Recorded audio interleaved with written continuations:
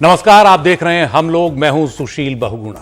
जब बड़े संकट आते हैं और व्यवस्था उसके दबाव के आगे चरमरा जाती है, लड़खड़ा जाती है, तो हम जैसे आम लोगों के बीच से ही ऐसे नायक नायिकाएं, हीरो उभरते हैं जो सिस्टम का भरोसा छोड़ अपने दम पर एक नया इतिहास रचते हैं। 2 महीने पहले अप्रैल में जब अचानक कोरोना संकट एक बार फिर से चरम पर पहुंच गया, वो लहर फिर उठी तो व्यवस्था कुछ कर पाती उससे पहले ही वो हाँफने लगी। सारे सरकारी इंतजाम धरे के धरे रह गए, क्योंकि दरअसल इंतजाम थे ही नहीं। देश भर में स्वास्थ्य से जुड़े हमारे लचर ढांचे का सच 2-4 दिनों में ही सबके सामने आ चुका था। लेकिन कुछ लोगों ने इसकी परवाह नहीं की। वो जाने देश के किस किस कोने से अपने दम पर उठे और खुद ही एक तात्कालिक व्यवस्था बन गए। पुर्जा पुर्जा, कतरा कतरा ये लोग जुटते चले गए, जबकि किसी ने उनका आह्वान नहीं किया था। ये अपने दम पर उठा समाज था। जब हजारों लोग एक एक सांस के लिए तड़पते नजर आने लगे, तो ये लोग किसी ठोस आश्वासन की तरह सामने खड़े हो गए। कोई ऑक्सीजन के इंतजाम में जुटा, कोई अस्पताल में बेड ढूंढने लगा, कोई अपने वाहन को ही, अपनी गाड़ी को ही एम्बुलेंस बनाकर मरीजों को लाने ले जाने में जुट गया। दवाओं की कमी पड़ी तो सोशल मीडिया काम आया। अचानक जैसे गली मोहल्लों के आम से दिखने वाले घरों में वॉर रूम बन गए। कई अनजान अनाम चेहरे इन वॉर रूम्स के जनरल थे, सैनिक थे। अपने कंप्यूटर और मोबाइल फोन पर उन्होंने दोस्तों, रिश्तेदारों, सहकर्मियों सबको जोड़ा और उनकी मदद से जान बचाने के लिए जरूरी चीजों के इंतजामों में जुट गए। नए व्हाट्सएप ग्रुप बन गए। फेसबुक, व्हाट्सएप, ट्विटर, टेलीग्राम, हर तरह का सोशल मीडिया, सब पर बस इसी तरह के SOS मैसेज छाए रहे। जान बचाने से जुड़े मैसेज छाए रहे कि फलां की मदद के लिए आगे आएं, उसकी जान बचाने के लिए इस चीज की जरूरत है, उस चीज की जरूरत है। और इसका असर दिखने लगा। हजारों लोगों की जान बचने लगी। इस काम में जुटे लोगों ने न नेताओं का मुंह ताका, न अफसरों का। मुसीबत से लड़ने को खड़े हुए एक नए समाज की ताकत दिखने लगी। और नतीजा यह रहा कि कोरोना की दूसरी लहर को मोड़ने में कामयाबी मिलने लगी।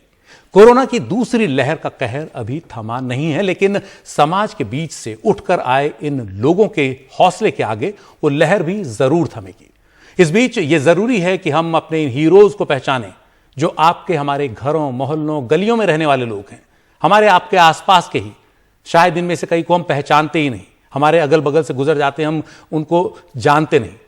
और इनमें सबसे ज्यादा तादाद युवाओं की है। ऐसे ही कुछ नायक आज हमारे साथ हैं, जो पहले बहुत ज्यादा सुर्खियों में नहीं रहे या कुछ और दूसरे काम करते रहे। ये सब इस देश का नया आश्वासन है। हमारे साथ हैं कई खास मेहमान।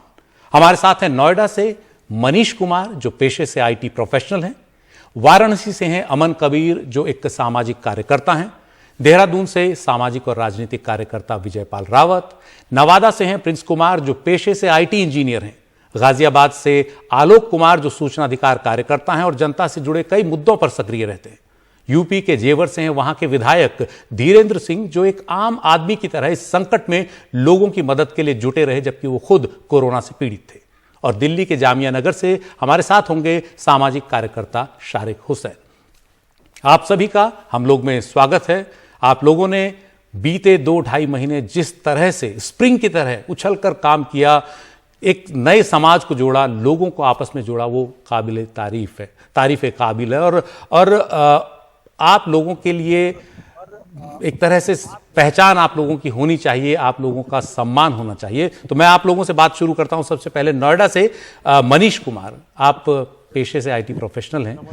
आप कैसे अचानक से सक्रिय हो गए जब ये संकट आया, और क्या ऐसे पल आपको दिखे जब आपको लगा कि अगर अभी मदद नहीं की तो किसी की जान जा सकती? जी, मैं ग्रेटर नोएडा वेस्ट से, जो गौतम बुद्ध नगर का हिस्सा है, मैं वहां से मनीष कुमार हूं।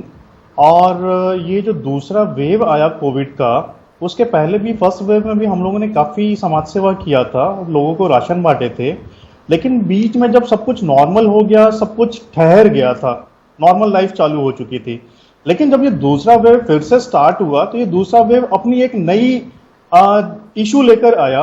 अब वो सबसे बड़ा इशू था कि जो कोरोना का सेकेंड वेव है, वो लंग्स पे बहुत ज़्यादा असर कर रहा था, जिसकी वजह से लोगों को ऑक्सीजन की बहुत ज्यादा किल्लत होने लगी और ऑक्सीजन बेड्स की बहुत ज्यादा किल्लत होने लगी। इन सब के बीच में अब सारे अस्पतालों में भी जैसे ऑक्सीजन बेड्स मिलने मुश्किल हो गए और हमें सुझाव दिया गया कि सोसाइटीज में आप L1 सेंटर बनवाइए। तो कई हमारे मेंबर्स ने अपने अपने सोसाइटी में L1 सेंटर्स बनवाए जहां पे लोग आइसोलेशन के लिए रह सकते थे, ऑक्सीजन का इंतजाम कराया गया। तो इसमें हमारी ग्रेटर नोएडा अथॉरिटी के जो सीईओ हैं और हमारे धीरेन्द्र सिंह जी, उनसे काफी मदद मिली। उन्हीं के सुझाव पे हम काम करते गए और हमें काफी सक्सेस मिलता गया। बीच में ऑक्सीजन की काफी किल्लत हो रही थी, लोगों को दौड़ने के लिए कभी रेवाड़ी जाना पड़ रहा, कभी बल्लभगढ़ जाना पड़ रहा, कभी मानेसर जाना पड़ रहा, कभी गाजियाबाद और कभी मेरठ। लेकिन वहां पे भी मिलेगा नहीं मिलेगा कोई भरोसा नहीं होता था। 3-3 घंटे 4-4 घंटे आप धूप में खड़े रहो, लेकिन कोई भरोसा नहीं होता था मिलेगा कि नहीं मिलेगा। इन सब के बीच में ग्रेटर नोएडा अथॉरिटी के सीईओ नरेंद्र भूषण जी और जो कि जिले के नोडल ऑफिसर भी थे, उनसे भी बात हुई। तो उन्होंने कहा कि ठहरो, जैसे सब कुछ इंतजाम कराते हैं। उन्होंने फिर BHEL हरिद्वार से ऑक्सीजन के लिए इंतजाम कराया। अब हमारा काम ये, हमने क्या किया कि जितनी भी सोसाइटीज थी जहां पे की ऑक्सीजन की जरूरत थी, जहां पे L1 सेंटर्स बने हुए थे, वहां पे oxygen cylinders, empty oxygen cylinders हमने इकट्ठा कराया। इकट्ठा करके BHEL हरिद्वार भेजा और वहां से जो भरे हुए सिलेंडर्स आते थे उसको हम डिस्ट्रीब्यूट कर देते थे। And that was huge relief to the residents. वाकई में यहाँ के रेसिडेंट्स के लिए बहुत बड़ा रिलीफ था। लोगों को कहीं इधर उधर भागना नहीं पड़ रहा था, उनके डोर स्टेप पे ऑक्सीजन मिल रहा था। जी बिल्कुल। एक समय ऐसा आ गया था कि सांस के लिए, ऑक्सीजन के लिए, जिसकी कभी लोगों ने परवाह नहीं की, उसके लिए लोग तड़प रहे थे। सारा पैसा, सारी रुआब, सारा रुतबा सब धरा रह गया था। उस समय जिन लोगों ने मदद की, एक एक सांस की कीमत वो जानते हैं, और जिन लोगों की जान बची वो जानते हैं कि वो कितना ज़रूरी था। हमारे साथ विजय पाल रावत हैं देहरादून से। विजय, आपका भी व्हाट्सएप ग्रुप मैंने खुद देखा, और उसमें अचानक एक रात वो ग्रुप बना और उसमें अचानक सक्रियता बड़ी तेजी से बढ़ गई। क्या ऐसे खास मोमेंट्स आए जब आपको लगा कि आप किसी की जान बचाने की कोशिश कर रहे हैं, शायद ये आदमी बच ना पाए? कई बार रात के वक्त कॉल आई होगी 3-4 बजे, जब सब सोए रहते हैं। तो इस तरह की क्या क्या दिक्कतें आई आपके सामने, और किस तरह से आपने इस चुनौती को एक तरह से पार किया? सुशील भाई, एक चीज मैं बहुत बेहतर तरीके से जानता हूं कि मैं जिस प्रदेश से आता हूं उसका अधिकतर हिस्सा पहाड़ का है, और जहां पे स्वास्थ्य सेवाएं बिल्कुल भी एक तरीके से उपलब्ध नहीं है। हमारे यहाँ स्वास्थ्य सेवाओं का सारा सेंट्रलाइजेशन तराई में, हल्द्वानी या गढ़वाल में, देहरादून में है। और मैं ये जानता था कि इस बीमारी को आज नहीं रोका गया तो ये हमारे पहाड़ों में आग लगा सकती है, और जब घर में आग लगती है तो आग बुझाने की भूमिका होनी चाहिए, उससे भागने की भूमिका नहीं होनी चाहिए। पिछले साल की कोरोना लहर में हम सब अपने अपने घरों में छिप गए थे, लेकिन इस साल हमें लगा कहां तक भागेंगे, ये घर की आग बुझाने का वक्त था, और उसके लिए एक टीम की जरूरत थी। और टीम के लिए बहुत ज्यादा एक्सपर्ट लोग नहीं चाहिए थे, बस भरोसे के लोग चाहिए थे। आपके घर में कोई विपदा आती है तो आप उस समय बहुत भरोसे के लोगों को ढूंढते। उसी तरह मैंने अपने दोस्त, अपने साथियों को, अपने सामाजिक राजनीतिक दोस्तों को, अपने हम ख्याल दोस्तों को ढूंढा, और सामान्य से दोस्तों के साथ मिलकर के एक बेहतरीन टीम बनी। और हमने उसके बाद सिर्फ डाटा इकट्ठा किया, हमने कोई संसाधन नहीं जोड़े, ना ही हमारा कोई पैसा खर्च हुआ, मात्र 2000 रुपए का खर्चा आया। हमने सिर्फ सूचनाओं का सही कलेक्शन किया। हो क्या रहा था कि इस पूरी आपाधापी में सूचनाओं की गलत जानकारी लोगों तक मिल रही थी। उस वजह से एक डर का माहौल पैदा हो गया था, लोगों को पता नहीं था कि कहाँ पे बेड है, कहाँ पे वेंटिलेटर है। हमने शांति से, आराम से, कूल होकर के इन चीजों को देखा। ये भी देखना बहुत जरूरी था कि कोरोना काल में सब कोरोना पे ध्यान दे रहे हैं, लेकिन कोरोना से जो बाहर का पेशेंट है, जो नॉन कोविड है, वो बेचारा बहुत बुरी कंडीशन में था। कई गर्भवती महिलाएं थी। तो हमने कोशिश की कि जो एंड्रॉइड फोन की रीच से दूर है, जो सामान्य तरीके से परेशान है, तो उसकी परेशानी को समझे, और जितना हमसे हो सका हमने एक मैनेजमेंट करने की कोशिश की, और हम गॉड ग्रेस उसमें कामयाब रहे। सब लोगों का सहयोग रहा, और देहरादून का व्हाट्सएप ग्रुप बनाने के बाद हमने इस तरह के 7 ग्रुप और बनाए, जो प्रत्येक जिले में, कुमाऊं मंडल में, हरिद्वार मंडल में थे। वो सक्सेसफुली रन कर गए, और आज हम इतने ज्यादा हौसले से भरे हुए हैं कि आने वाली तीसरी लहर को मैं बिल्कुल चुनौती पूर्वक कहता हूं कि हम अपने उत्तराखंड के लोगों को बचा पाएंगे। आज हमारे पास काम करने के लिए एक बुनियादी सोच है, एक क्रेडिबिलिटी है, और साथ देने के लिए लोग अब तैयार हैं, क्योंकि हमने कुछ करके दिखाया है। तो मुझे लगता है कि कोई भी सरकार का तंत्र तभी काम कर पाएगा जब जनता का सहयोग उसके साथ होता है, और जनता के सहयोग से ही सरकार की मशीनरी से ढंग से काम करती है। इस समय आरोप और प्रत्यारोप का समय नहीं है। ये आग हमारे घर में लगी है, आग बुझाते समय सबका सहयोग बहुत जरूरी है और हमने सबका सहयोग लिया है इसमें। मैंने जी, यही सबसे मैंने कोई अच्छी बात अकेले है। कोई आरोप जादू नहीं किया। प्रत्यारोप में न उलझकर सबसे पहले घर की आग बुझाई जाए, पहले जो व्यवस्था चरमरा गई है उसे कहीं एक सपोर्ट दिया जाए और खुद एक सपोर्ट बनकर खड़ा हुआ जाए। वाराणसी से अमन कबीर हैं। अमन, आपने भी वाराणसी में देखा अचानक से उत्तर प्रदेश के कई इलाकों में स्थितियां खराब हो गईं, ऑक्सीजन मिलना बहुत मुश्किल हो गया, दवाओं के लिए लोग तरसने लगे, अस्पतालों में बेड्स नहीं थे। आपके सामने किस तरह की चुनौती आई? आपने किस तरह से इस कठिन मौके पर खड़े होकर मदद की लोगों की? इस कठिन समय में सुबह से लेके भोर तक लगभग 100 से 200 300 कॉल आते थे, सबका रिसीव करना। कोई मुंबई से फोन करता है कि मेरी पिताजी का बॉडी कोरोना से डेथ हो गया है, मेरे चाचा मेरे दादा वादा बॉडी नहीं लेने जा रहे हैं, उनको कोई छू नहीं रहा है। तो रात में 12 बजे 1 बजे फोन आता है, हम लोग पहुंच करके कोरोना बॉडी को ले जाके घाट पे अंतिम। और सबसे बड़ी बात थी कि अब तक बहुत से ऐसे लोग आए जो अपने परिवार के 100 को छुए नहीं, तो हम लोगों ने रिसीव करके उस 100 को खुद दाग दिए, उस 100 का अंतिम संस्कार किए। किसी को 2 महीने की बच्ची, 2 दिन की बच्ची को रक्तदान चाह रहा है तो सोशल मीडिया के माध्यम से ब्लड मुहैया कराना। और हमारे सामने लगभग 500-600 लोगों के मतलब पिछले 1 महीने के अंदर 500-600 लोगों के मतलब हालात, किसी का डेथ हुआ, किसी के कोई अस्पताल में ऑक्सीजन नहीं लग पा रहा है, वो डेथ कर जा रहा है। इसमें हम लोगों ने यही किया कि सही और जरूरतमंद मतलब दिखावा ना करके सही में जमीन पर उतर कर, किसी को रात किसी के बच्चे को लॉकडाउन का दूध पाउडर का दूध नहीं मिल पा रहा है, परिवार में निकल नहीं पा रहा है, दूध पहुंचाना, किसी के पास पैसा नहीं है दवा लेने का, दवा देना। और अब तक 100 लोगों का अंतिम संस्कार अपने काशी के लोगों के और कुछ लोगों की मदद से अंतिम संस्कार कराया, और जिसमें 25 लोगों का खुद दाह संस्कार हमने अपने हाथों से किया और अस्पताल में भी ले गया।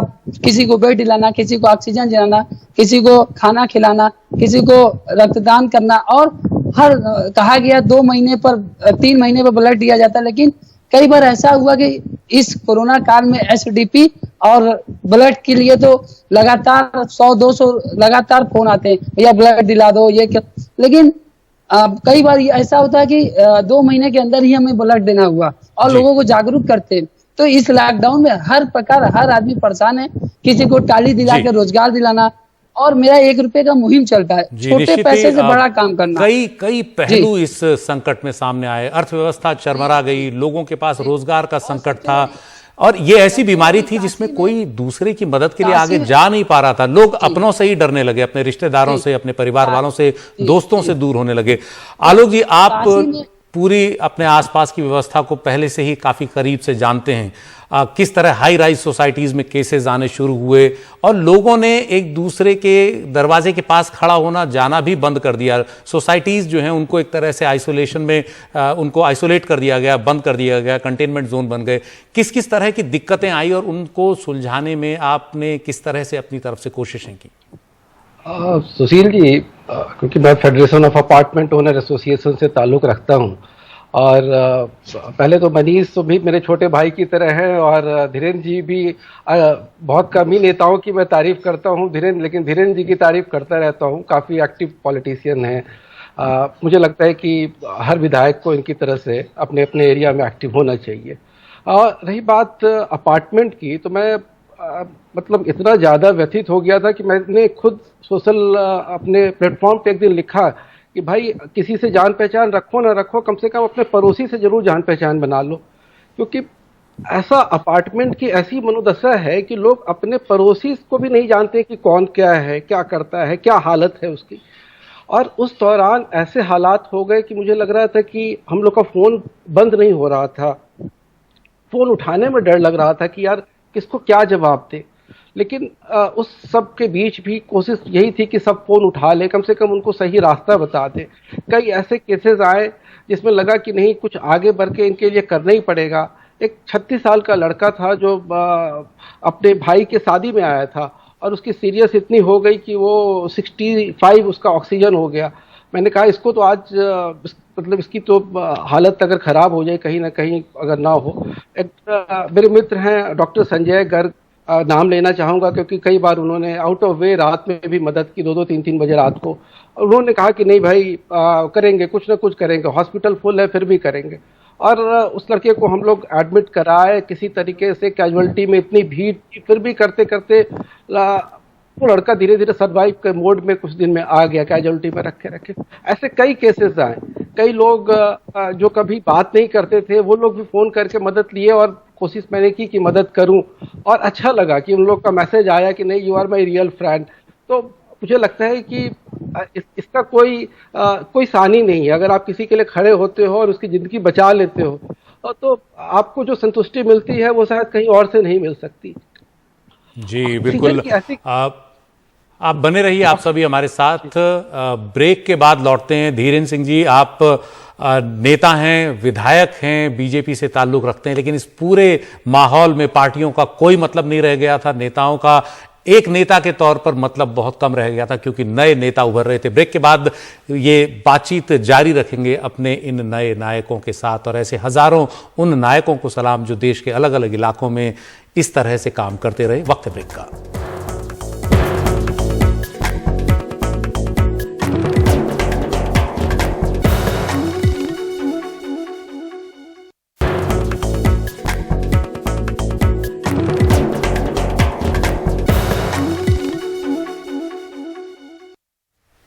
आप देख रहे हैं हम बात कर रहे हैं कोरोना संकट की दूसरी लहर का कहर जब अपने चरम पर था, तो किस तरह से आम लोगों के बीच से हीरो निकले, हमारे आपके बीच से आम से दिखने वाले युवा लोग जो दूसरे और पेशों में थे, उन सब ने कैसे इस संकट को खड़े होकर उसका सामना किया, हजारों लाखों लोगों तक मदद पहुंचाई, क्योंकि व्यवस्था चरमरा गई थी। हमारे साथ कई खास मेहमान हैं और उन्हीं में से एक हैं धीरेन्द्र कुमार, जो यूपी के जेवर से विधायक हैं और इस संकट के दौरान वो खुद भी कोरोना पीड़ित थे। धीरेन्द्र जी, आपकी काफी तारीफ सोशल मीडिया में सुनी, आपका काम काफी ज्यादा लोगों ने देखा। क्या आपको लगा अचानक कि अब अपने ही दम पर करना पड़ेगा, व्यवस्था तो साथ नहीं दे रही?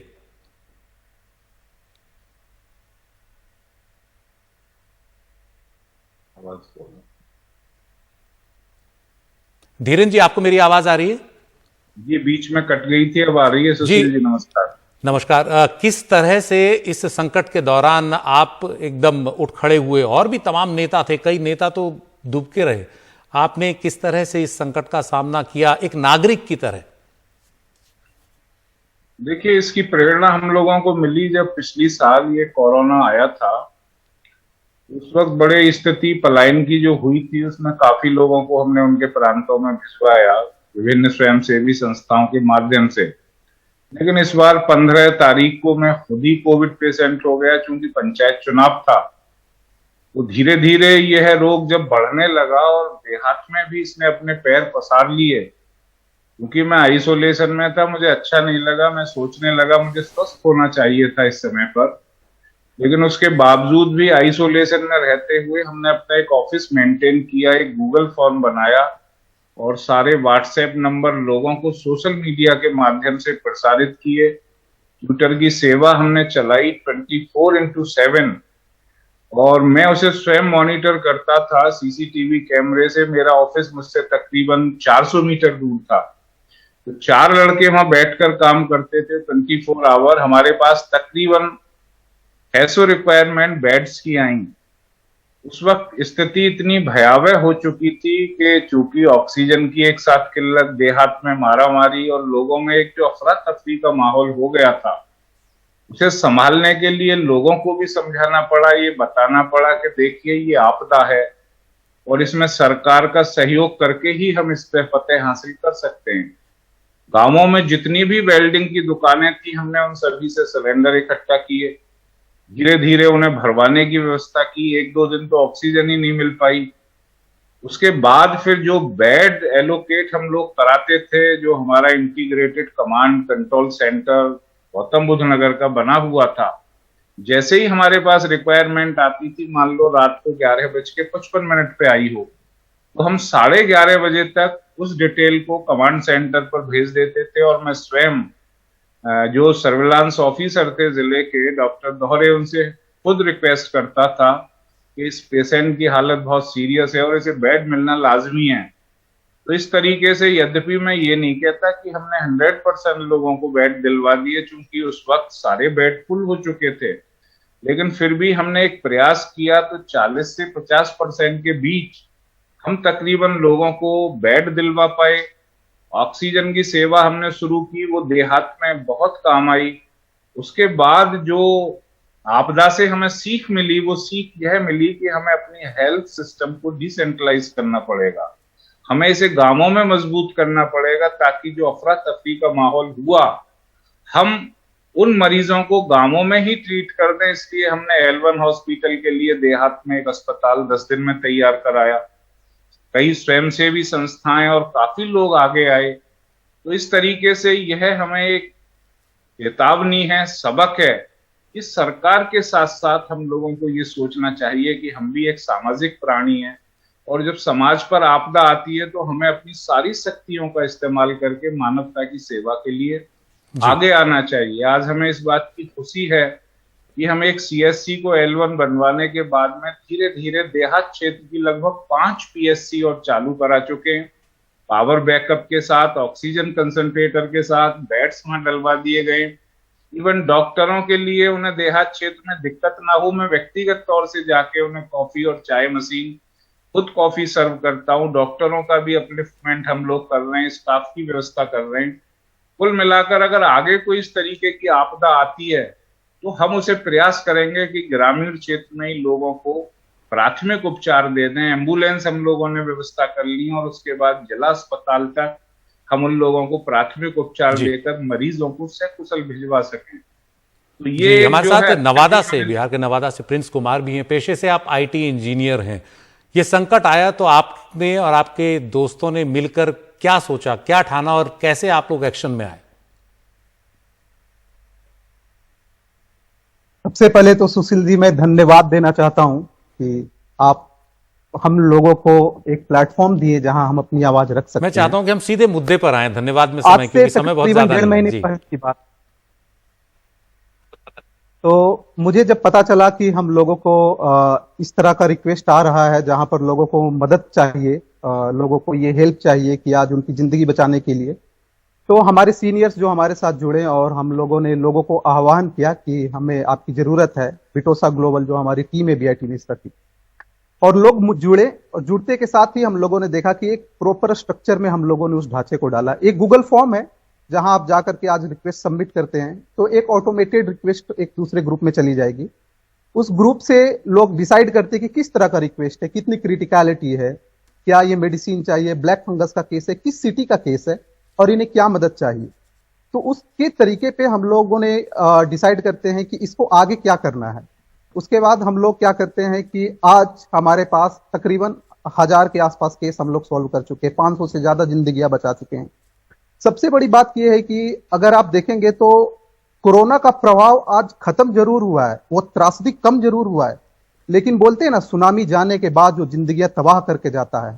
आज ब्लैक फंगस का केस, मैंने ऐसे कितने केसेस देखे हैं जहां पर लोगों को, वो खुद डॉक्टर रह चुके हैं, उनकी बेटी भी डॉक्टर है, और उनको इतना कॉन्फिडेंस हम लोगों के ऊपर आ चुका है कि वो हम लोगों से सलाह लेते हैं कि क्या करना चाहिए इस केस में, ECMO क्या सही होगा, क्या इन्हें पटना से बाहर एयरलिफ्ट किया जाए। तो मैं ये देखा हूं कि लोगों ने पूरी दिल जान से आकर के मेहनत की, हमारी पूरे साथी मिलकर के इस चीज को आगे बढ़ाए हैं, और सभी ने अपना सारा ईगो छोड़ करके सिर्फ मानवता के लिए काम किया है। आज मैं देखना चाहता हूं तो ये बताना चाहता हूं कि ये टीम जो है हमारी, उनके पास एक फाइनेंशियल सपोर्ट की एक टीम है। कितने ही डेथ हुए हैं, मैं तो खुद 40 परिवार को जानता हूं जो BIT ग्लोबल की टीम है, जो इंडिया से बाहर हमारी दोस्त जो रहते हैं उनके लिए हम लोग इंडिया में रह करके भी उनके परिवार का पार्ट बनते हैं।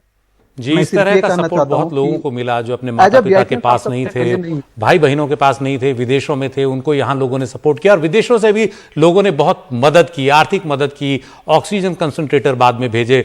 विजयपाल, जब इस तरह की चीजें हो रही थी, ये पूरा संकट हो रहा था, क्या कई बार ऐसा भी लगता था कि हम इस मरीज की जान शायद न बचा पाए? कई बहुत ही क्रिटिकल मरीज अचानक सामने आ जाते थे और आप मदद करते थे, लेकिन फिर शायद कुछ चमत्कार सा हो जाता हो।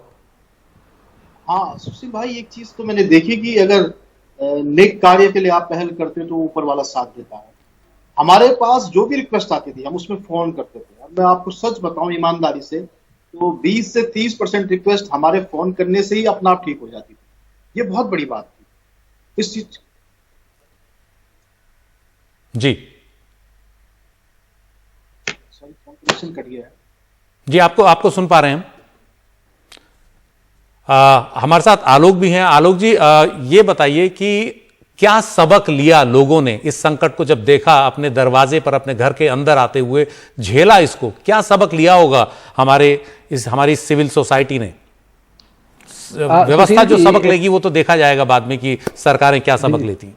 नहीं, सरकारें तो सबक लेती रहेंगी, अब तक लेती आई हैं 70 साल से। जो भी सरकारें हैं उनको अब नहीं सबक लेगी तो कब लेगी। लेकिन दूसरी बात मैं ये कहना चाहता हूँ, क्योंकि धीरेन्द्र जी मुख्यमंत्री जी से मिलते रहते हैं और इनकी बात रखी भी जाती है वहाँ, मैं एक चीज़ कहना चाहता हूँ। जो डिफिकल्टी आ रही थी ग्राउंड पे, कुछ जो गरीब तबका थे जिनको जो सरकार ने एक चला रखा है बेवकूफ़ बनाने को, आयुष्मान योजना, उस योजना के तहत हम लोगों ने कुछ लोगों को प्राइवेट हॉस्पिटल में जब एडमिट कराने की कोशिश की तो पता चला कि उसमें आईसीयू या वेंटिलेटर बेड के लिए केवल 4800 रुपीज़ दी जाती है। तो जो प्राइवेट हॉस्पिटल वाले कह रहे हैं कि भाई मेरी कॉस्टिंग ही नहीं आती तो मैं कैसे उस योजना के तहत किसी को ले सकता हूं। तो मतलब अगर योजना कोई इतना बड़ा नाम करके आप चला रहे हो तो ऐसा तो करो कम से कम कि जिसमें कोई आदमी का कि इलाज संभव हो सके। अब इस तरह का अनरियलिस्टिक अगर रखा जाएगा उसका रेट, तो फिर तो ग्राउंड पे संभव ही नहीं हो पाएगा इम्प्लीमेंट होना। तो मुझे लगता है कि इस पे जरूर ध्यान देना चाहिए, क्योंकि ये बहुत बड़ी योजना है जिससे बहुत लोगों को लाभ होने की आशंका दिखाई दे रही है। तो मुझे लगता है कि धीरेन्द्र जी हम लोग के माध्यम से इस बात को आगे रखें कि इससे कुछ लगे कि भाई हाँ वाकई इस योजना का लाभ लोगों को मिल सके। और एक बात जो आप कह रहे हैं कि लोगों ने क्या सीखा, मुझे लगता है इस बार लोगों ने बहुत कुछ सीखा है कि ऐसी कोई फैमिली नहीं है जिसमें कोई कैजुअलिटी नहीं हुई, जिसके कोई अपने नहीं गए।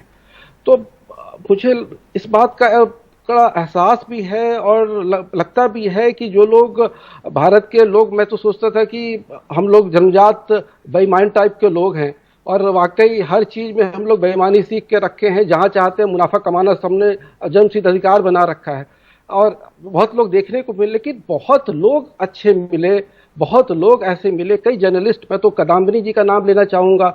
मुझे हाल में 2DG दवा जो DRDO वाली थी इतनी मुश्किल हो गई, मैं ढूंढ ही नहीं पा रहा था और उन्होंने मुझे मैसेज किया कि आलोक जी ये नंबर है और आपको मिल जाएगा, इससे बात कर लीजिए। और NDTV की वो भी आप लोग के कलीग ही हैं, लेकिन उनकी मदद से वो दवा मिल गई और जो भाई साहब ने दवा दी उन्होंने एक पैसा नहीं लिया।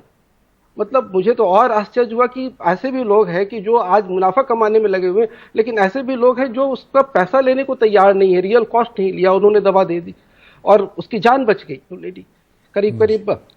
जी बिल्कुल, ऐसी बहुत कहानियां हैं जहां लोगों की जान बची और हमें इस व्यवस्था के कई चेहरे भी देखने को मिले, इस समाज के भी कई चेहरे को देखने को मिले, बहुत अच्छे मददगार लोग भी और ऐसे भी जिन्होंने इस आपदा को अवसर की तरह लिया पैसे कमाने के तौर पर। और ख़ास तौर पर अस्पतालों से लोगों की बहुत शिकायतें रहीं, डॉक्टरों ने आगे बढ़ चढ़कर मदद की अपनी जान की कीमत पर, लेकिन कई बार अस्पतालों ने बहुत निराश किया। ब्रेक के बाद लौटते हैं इसी खास मुद्दे पर। एक और मेहमान हमारे साथ होंगे ब्रेक के बाद, दिल्ली के जामिया नगर से सामाजिक कार्यकर्ता शारिक हुसैन। बने रहिए हमारे साथ।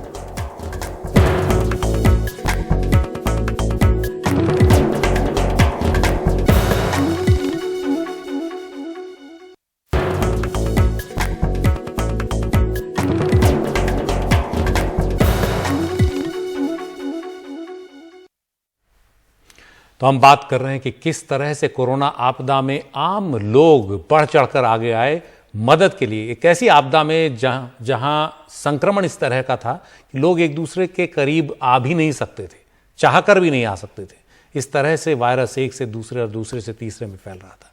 तब भी कुछ लोगों ने सावधानी के साथ लोगों की मदद की। कई लोग इस मदद करने के दौरान खुद ही संकट में फंस गए, खुद ही बीमार पड़ गए, लेकिन इसके बावजूद ये जज्बा बना रहा। नतीजा कोरोना की दूसरी लहर को मोड़ने में कुछ हद तक हम कामयाब हो गए। बाद में व्यवस्था का अपना जो रोल है वो है और डॉक्टरों की बहुत बड़ी भूमिका है ही। हमारे साथ प्रिंस कुमार भी हैं और विजयपाल रावत भी है। विजयपाल, आप अपनी कुछ बात कह रहे थे जो पूरी नहीं हो पाई कि किस तरह से कई बार ये भी लगता था कि शायद हम मदद न कर पाएं उससे पहले कि इस मरीज की जान न चली जाए। ऐसी स्थितियां कई बार पैदा हुई होंगी। कई बार होती थी सुशील भाई साहब, मैंने जैसा बताया कि 20-30% तो ऐसे केस थे कि हम फोन करते थे, हमें नहीं मालूम हम कैसे करेंगे, लेकिन हम फोन करते थे, हमारे फोन करने से ही, हमारे पहले कदम उठाने से ही उनकी मदद हो जाती थी। तो ये नहीं सोचना चाहिए कि कोई भी काम बड़ा है या कठिन है या हमारा फील्ड नहीं है, हम कैसे करेंगे। अगर सच्ची प्रेरणा लगन से किया जाए तो वो सब चीजें होती है। और दूसरी बात मैं आप कहना लोगों ने कोई चाहूंगा, ये सिस्टम बनाया था? दिन रात जिस तरह से मैसेज आते रहे, रात को 4 हाँ, बजे 2 बजे, क्या आपने सिस्टम बनाया अचानक जिससे सीखा जाना चाहिए? हमने पूरी टीम का काम बांटा हुआ था। हमने ऑक्सीजन सिलेंडर की अलग टीम बनाने की थी, प्लाज्मा मैन के रूप में हमारे अभिनव थापर, हमारे दोस्त हमारे साथ थे, जिन्होंने बेहतरीन तरीके से प्लाज्मा का डाटा बढ़ाया, क्योंकि जो ब्लड प्लाज्मा डोनेशन का जो ग्रोथ रेट था वो 20% था उत्तराखंड में, और उसको हमने कुछ ही दिनों में 80% तक ले गया। इसके लिए बहुत बड़ा नेटवर्क काम किया हमने।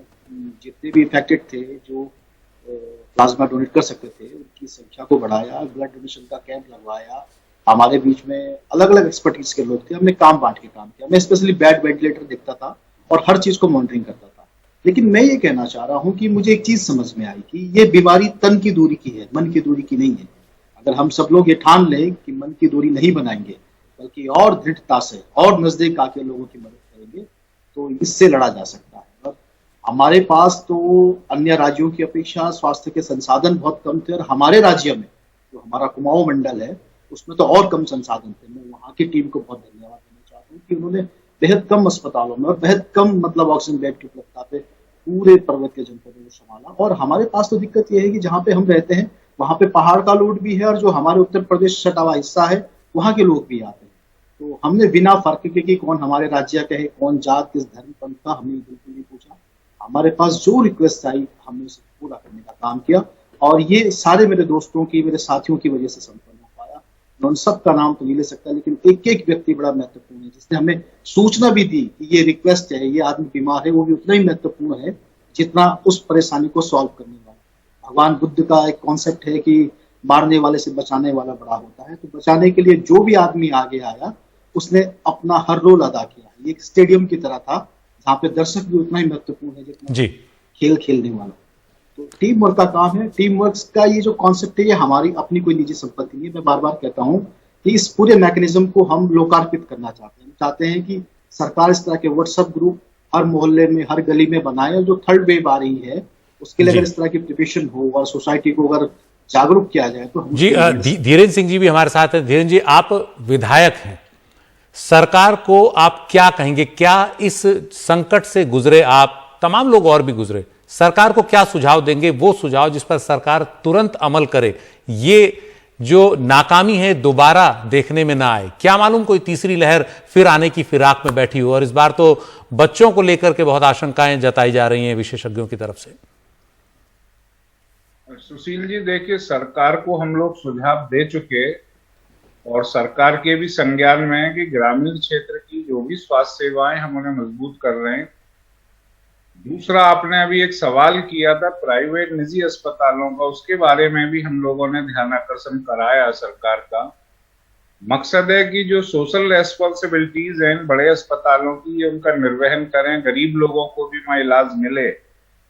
और जहां तक मैं एनसीआर क्षेत्र की बात करूं, एक बड़ा हॉस्पिटल भी हमने मंजूर कराया है इन हालातों को देखते हुए, जिसे हम यमुना एक्सप्रेस वे पर बनवाएंगे, मल्टी स्पेशलिटी। कुल मिलाकर हमें भविष्य में उत्तर प्रदेश की हेल्थ सर्विसेज को इस स्तर तक ले जाना है, जिससे कोई भी ऐसी महामारी अगर आती है तो हम उसका मुकाबला करने के लिए तैयार हो सके। और फिर इस कार्यक्रम में जितने लोग शामिल हैं, उन लोगों ने जिस जज्बे से काम किया है, मनीष जी हों, आलोक जी हों, विजयपाल जी हों, तो मैंने देखता था सोशल मीडिया के माध्यम से ऐसे बहुत वॉरियर हमें आने वाले समय में इन आपदाओं का सामना करने के लिए और लोगों की मदद करने के लिए एक ऐसी टीम हमारे पास अब मौजूद है कि हम लोगों को सुविधाएं पहुंचा सकते हैं। और जहां तक उत्तर प्रदेश सरकार का विषय, सारी चीजें खुल के सामने आ गई। आपदा एक साथ आई थी, इतना किसी को आभास नहीं था इसका इतना तेज वेग होगा, लेकिन उससे हमने सीखा है भविष्य में किसी को कोई दिक्कत ना हो, उसके लिए निरंतर विधायक होने के नाते, जनप्रतिनिधि होने के नाते मैं भी प्रयासरत हूँ जी। अपने साथी विधायकों से भी मैं निवेदन कर रहा हूं और सरकार के संज्ञान में जी बिल्कुल, ये संकट हर बार नई शक्ल में सामने आ सकता है और इस तरह की एकजुटता दिखी तो ही संकटों से मुकाबला किया जा सकता है। वक्त है एक ब्रेक के बाद लौटते हैं और हमारे साथ सामाजिक कार्यकर्ता शारिक हुसैन भी है, उनसे भी बात करेंगे।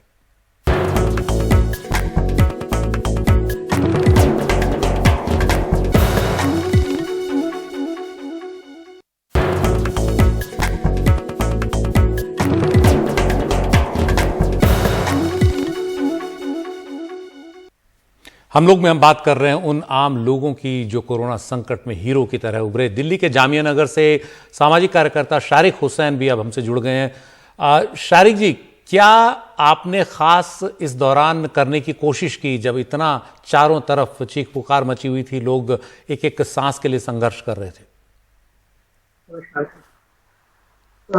देखिए सर, ये जो सब हम लोगों ने देखा है पिछले मतलब 1 महीने सवा महीने के दौरान, ये हम कभी नहीं भूल सकते जो पूरे देश ने देखा है और किस स्थिति से लोग गुजरे हैं। इसको भी बयान करना बहुत मुश्किल है कि किस तरीके से हर आदमी जो है बस वो एक दूसरे की मदद के लिए जो है वो आगे बढ़ रहा था और बस इस कोशिश में था कि हम इसकी जान बचा लें। मतलब एक इंसान की जो जान थी वो पूरे सिलेंडर के अंदर पूरे मतलब सिर्फ ऑक्सीजन के ऊपर पैसे की जो थी, पैसे की वैल्यू खत्म हो गई। पैसे की पूरी वैल्यू खत्म हो चुकी थी। हर आदमी जो है वो 7 लीटर 10 लीटर का सिलेंडर 15 लीटर का सिलेंडर लेकर जो है वो सिर्फ गलियों में सड़कों पर दौड़ रहा था कि कहीं से जो है हमें ऑक्सीजन मिल जाए।